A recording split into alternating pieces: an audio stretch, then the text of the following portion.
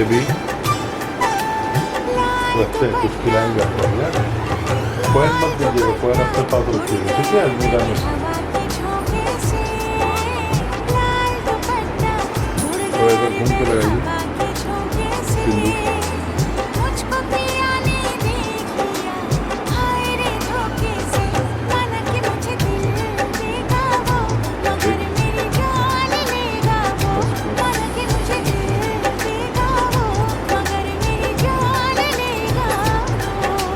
लाल दुपट्टा, अरे लाल दुपट्टा उड़ गया रे तेरा हवा के झोंके से। ये वाला बाती लाया तो खरीद के नहीं जलाया। उड़ गया रे तेरा हवा के झोंके से। तुझको पिया ने देख लिया हाय रे धोखे से। मना के तुझे दिल देगा वो, मगर अपनी जान देगा वो। मना के तुझे दिल देगा वो, मगर अपनी जान देगा वो। फर्स्ट पेज से पढ़ना है। जय बाबा भोलेनाथ। पूजन करने के बाद कथा सुने। सूत जी कहते हैं मंदार की माला से झील पार्वती जी का केस पास अलंकृत है और मुंडों की माला से जिन शिव जी का जटा अलंकृत है। जो पार्वती जी दिव्य वस्त्र धारण की है और जो शिव जी दिगंबर नंगे हैं, ऐसे श्री पार्वती जी तथा श्री शिव जी को प्रणाम करते हैं। रमणीक कैलाश पर्वत के शिखर पर बैठी हुई श्री पार्वती जी कहती है, हे महेश्वर, हमें कोई गुप्त व्रत या पूजन बताइए जो सब धर्मों से सरल हो, जिसमें परिश्रम भी करना पड़े लेकिन फल अधिक हो। हे नाथ, यदि आप मुझ पर प्रसन्न हैं तो ये विधान बताइए। हे प्रभु, किस तप व्रत या दान से आदि मध्य और अंत रहित आप जैसे महाप्रभु हमको प्राप्त हुए हैं। शिव जी बोले, हे देवी सुनो, मैं तुमको एक व्रत जो मेरा सर्वस्व और छिपाने योग्य है लेकिन तुम्हारे प्रेम के वशीभूत होकर मैं तुम्हें बताता हूँ। शिव जी ने कहा, भारतवर्ष में जैसे नक्षत्र में, चंद्रमा, ग्रहों में, सूर्य, वर्णों में ब्राह्मण, देवताओं में विष्णु भगवान, नदियों में गंगा, पुराणों में महाभारत, वेदों में सामवेद और इंद्रियों में मन श्रेष्ठ है। सब पुराणों और वेदों का सर्वस्व जिस तरह कहा गया है, मैं तुम्हें एक प्राचीन व्रत बताता हूँ। एकाग्र मन से सुनो। जिस व्रत के प्रभाव से तुमने मेरा आधा आसन प्राप्त किया है वो मैं तुमको बतलाऊंगा, क्योंकि तुम मेरी प्रेयसी हो। भाद्रपद मास में हस्त नक्षत्र से युक्त शुक्ल पक्ष की तृतीय तिथि को उसका अनुष्ठान मात्र करने से स्त्रियां सब पापों से मुक्त हो जाती है। हे देवी, तुम आज से बहुत दिन पहले हिमालय पर्वत पर इस व्रत को किया था। ये वृत्तांत में तुमसे कहूंगा। पार्वती जी ने पूछा, हे नाथ, मैंने क्यों ये व्रत किया था, ये सब आपके मुख से सुनना चाहती हूँ। उत्तर की ओर एक बड़ा रमणीक और पर्वतों में श्रेष्ठ हिमवान नामक पर्वत है, जिसके आसपास तरह तरह की भूमियां हैं, तरह तरह के वृक्ष उस पर लगे हुए हैं। नाना प्रकार के पक्षी और अनेक प्रकार के पशु उस पर निवास करते हैं।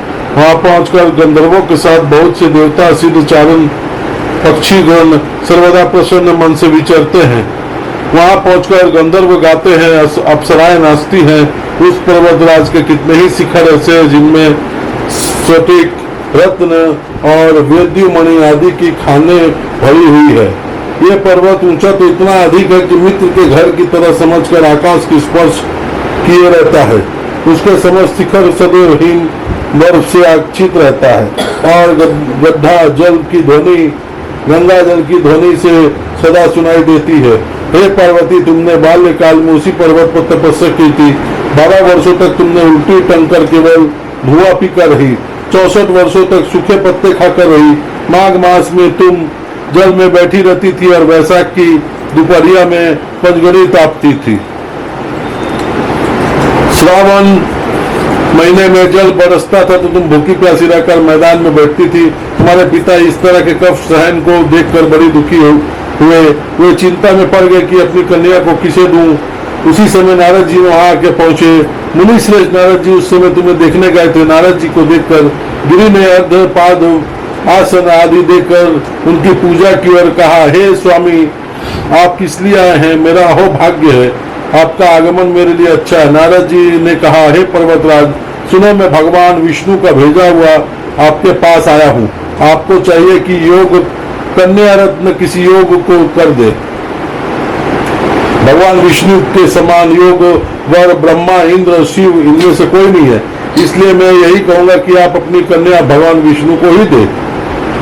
हिमवान ने कहा, भगवान विष्णु स्वयं मेरी कन्या ले रहे हैं और आप ये संदेश लेकर आए हैं, तो मैं उन्हें अपनी कन्या दूंगा। हिमवान की इतनी बात सुनकर मुनिराज नारद आकाश में विलीन हो गए। वे पीताम्बर, शंख, चक्र और गदाधारी भगवान विष्णु के पास पहुंचे। वहां हाथ जोड़कर नारद जी ने भगवान विष्णु से कहा, हे देव, सुनिए, मैंने आपका विवाह पक्का कर दिया है। उधर हिमवान ने पार्वती के पास जाकर कहा, हे पुत्री, मैं तुम्हें भगवान विष्णु को दे डाली। तब पिता की बात सुनकर तुम बिना उत्तर दिए अपनी सखी की घर चली गई। वहीं जमीन पर पड़कर तुमने बड़ी दुखी हुई विलाप करने लगी। तुमको इस प्रकार विलाप करते देखकर सखी बोली, तुम क्यों इतनी दुखी हो? इसकी कारण बताओ। तुम्हारे जो कुछ इच्छा होगी मैं यथाशक्ति उसका पूरा करने का चेष्टा करूंगी, इसमें कोई संशय नहीं। पार्वती जी बोली, मेरी जो कुछ अभिलाषा है उसे तुम प्रेम पूर्वक सुनो। मैं एकमात्र शिव जी को अपना पति बनाना चाहती हूँ, इसमें कुछ भी संशय नहीं है। मेरे इस विचार को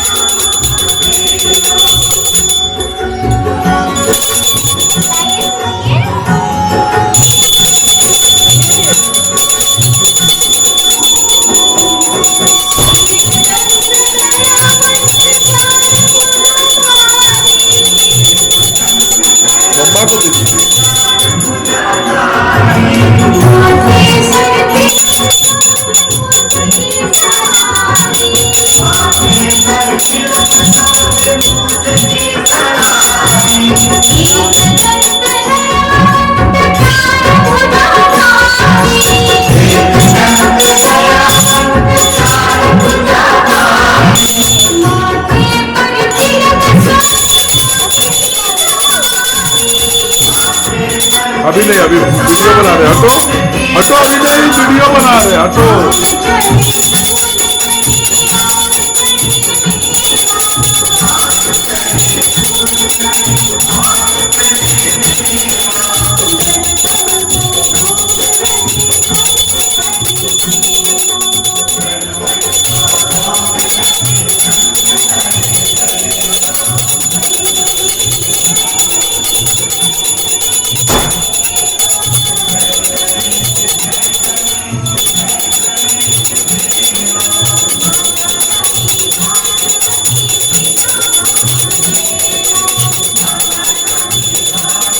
बाबू एसी बंद कर दो।